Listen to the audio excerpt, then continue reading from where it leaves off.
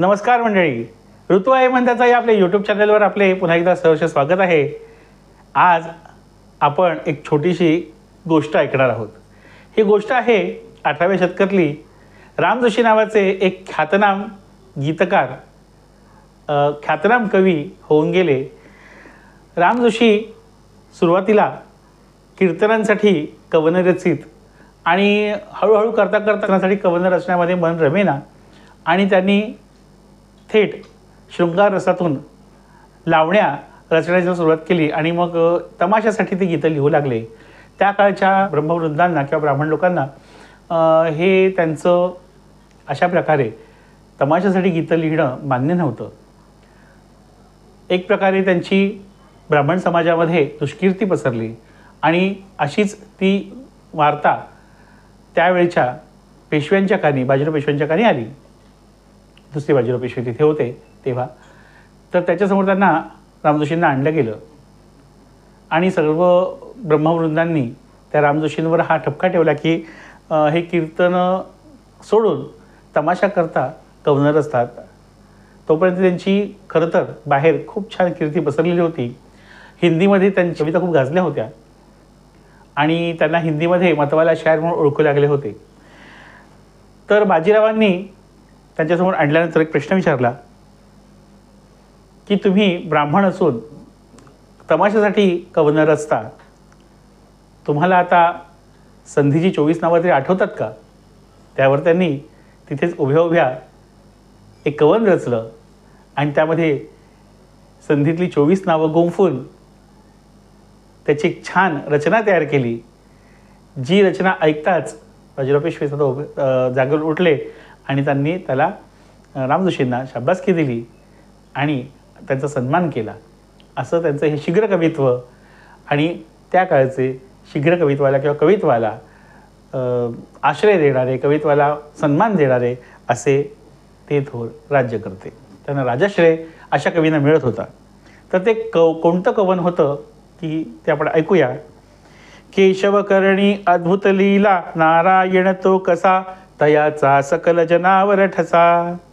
माधव महिमा अगाध, गोविंदाच्या त्या रसा, पिजा जीव होईल थंडसा. विष्णू म्हणता विकल्प जाती, मधुसूदनाने कसा, काढिला मंथन समयी जसा. वेश धरुनी कापट्य मोहिनी, भाग करू महिनिमा, गायल्या उद्धरतील आधमा. त्रिविक्रमाने त्रिताप हरले, भक्त दोष सर्वही, वामने दान घेतली मही. श्रीधर सत्ता असत्य हरती, दुष्टांचे सर्वही, वंदिती ऋषिकेशाचारही. पद्मनाभे धरिले तेथुनी झाले देव ब्रह्मही, कि दामोदरे चोरिले दही. संकर्षण म्हणता षड्रिपुनाशा ते पावती, शरण जा वासुदेवा प्रती. प्रद्युम्नाचा करिता धावा, गजेंद्र मोक्षा प्रती, अनिरुद्धाने वर्णिली श्रुती. क्षीरसागरी पुरुषोत्तम हा, दाता लक्ष्मीपती, स्मरणे अधोक्षजे आकृती. गाती मुनिजन नारद तुंबर, वसिष्ठादि गौतमा, गायल्या उद्धरती आधमा. प्रल्हादासाठी नरहरिस्तंभी प्रकटला, अच्युते काल यवन मर्दिला. जनार्दनाची अघटित लीला, कीर्तन ऐकू चला, उपेंद्रा शरण म्हणविती भला. हरिहर म्हणता त्रिवार वाचे, सर्व दोष हरियला, गोकुळी कृष्णनाथ खेळला. राम लक्ष्मण यांची नावे, निस्तारती हे भ्रमा, गायल्या उद्धरती आधमा. अनंत भगवंताची नावे, त्यातून हे उत्तमा, गायल्या उद्धरती आधमा, गायल्या उद्धरती आधमा.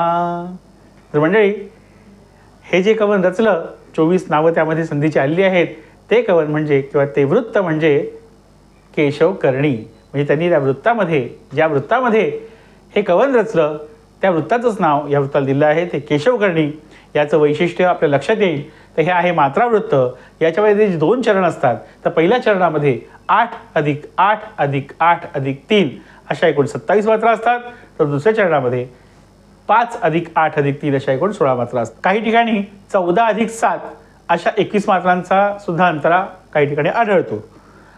म्हणजे अंतर्यामध्ये काही वेळेला 21 मात्रा घेतल्या जातात. पण सर्वसाधारण त्यांची जी रचना आहे ती अशी आहे की 8 अधिक 8 अधिक 8 अधिक 3 पहिल्या चरणात, 5 अधिक 8 अधिक 3 म्हणजे एकूण 16 मात्रा दुसऱ्या चरणामध्ये. आपण उदाहरण पाहूया, त्याच कवनातलं उदाहरण पाहूया. केशवकर्णी अद्भुत लीला, नारायण तो कसा तयाचा सकल जनांवर ठसा. आपण लिहून घेतलंय, नेहमीप्रमाणे आपण मात्रा लिहिल्या आणि मग त्या मात्रा आपण मोजूया. केशवकर्णी 2 अधिक 1 अधिक 1 अधिक 1 अधिक 1 अधिक 2 बरोबर 8 मात्रा. अद्भुत 2 अधिक 1 अधिक 1 बरोबर आणि लीला 2 अधिक 2 एकूण झाले 8 मात्रा. नारायण तो 2 2 1 1 2 8 मात्रा. कसा 1 अधिक 2 3 मात्रा. पहिल्या चरणातल्या एकूण 8 8 8 3 अशा मात्रा झाल्या. दुसऱ्या चरणात तयाचा सकल जनांवर ठसा. तयाचा 1 2 2 सकल जनावर 1 1 1 1 2 1 1 आणि ठसा 1 2 म्हणजे 3.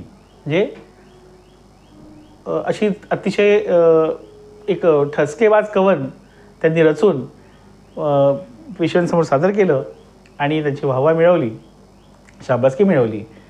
तर आजचं हे वृत्त जे आहे त्याला नावसुद्धा या केशवकर्णी असंच दिलं गेलं, याच कवनावरनं दिलं गेलं आहे. तर हे केशवकर्णी वृत्त आपल्याला समजलं असेल, आपल्या लक्षात आलं असेल, आपल्याला आवडलं असेल. आजची गोष्टसुद्धा जी तुम्हाला सांगितली कदाचित तुम्हाला माहिती असेल किंवा नसेल माहिती, तुम्हाला नव्याने कळली असेल.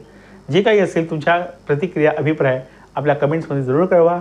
महत्त्वाचं म्हणजे आपल्या चॅनलला लाईक, शेअर आणि सबस्क्राईब करायला विसरू नका. आणि सगळ्यात महत्त्वाचं आणि आवर्जून तुम्हाला सांगतो की आपल्या चॅनलवर असंच भरभरून प्रेम करत राहा. धन्यवाद.